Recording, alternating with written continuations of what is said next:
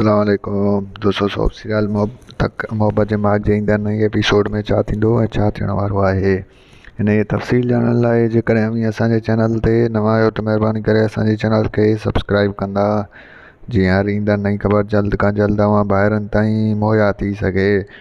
दोस्तों हाणे हलूं था ड्रामे जी तफ़सीलात जी तरफ़। तव्हांखे ॾेखारियो वेंदो त ईंदड़ नई एपिसोड में मुजेरी शहर वेंदो। जी हाँ दोस्तों, तव्हांखे ॾेखारियूं त हू जेको आहे शहर में वञी ऑफिसर सां मिलंदो। ऑफिसर हिन खे ॾिसी हैरान थी वेंदो ऐं ऑफिसर हिन खे चवंदो त जेको आहे सो मां त सम्झो तूं शहर न पुॼी सघंदे, पर तूं त शहर पुॼी वएं, तूं त को वॾो होशियारु आहीं। ऐं उन खां पोइ जेको आहे सो तव्हांखे ॾेखारियो वेंदो त मुजेरी हुन सां सख़्तु गुस्से वारे लहजे सां ॻाल्हाईंदो ऐं तव्हांखे ॿुधायूं त तंहिंखां पोइ जेको आहे मुजेरी जी दिलि आज़ारी थी वेंदी।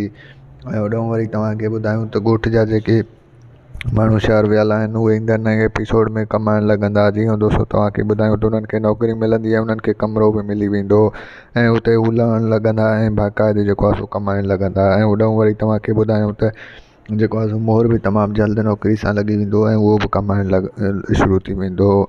ऐं ॿिए तरफ़ वरी तव्हांखे ॿुधायूं त ईंदड़ नए एपिसोड में रांझनि चवंदो त मुंहिंजे करे सॼे ॻोठ वारा परेशान आहिनि ऐं मुसीबत में आहिनि।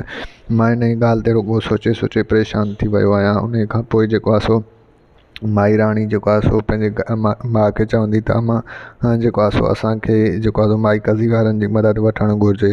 उहे असांजी मदद कनि था, उहा असां खां मदद कोन था घुरनि, जो असां जेको आहे सो उन्हनि खां मुंहुं मोड़ियो आहे। ऐं होॾो वरी तव्हांखे ॿुधायूं त मुजेरी सां जेको आहे सो तव्हांखे ॾेखारियो वेंदो त मुजेरी सां जेको आहे सो ऑफिसर सही न ॻाल्हाईंदो ऐं मुजेरी खे हुन ॻाल्हि जो ॾाढो ॾुख थींदो ऐं चवंदो तूं असांजे ॻोठु आयो, असां हुनजी तमामु घणी जेको आहे सो ख़िदमत कई ऐं हू असां सां ईअं पियो ॻाल्हाए। दोस्तों तव्हांखे मुंहिंजो रिपोर्ट कीअं लॻो कमेंट में पंहिंजो क़ीमती राय ज़रूरु ॾींदा। वठंदासीं, इजाज़त मिलंदासीं हिन वीडियो में। रखंदा पंहिंजो ख़्यालु। अल्लाह हाफ़िज़।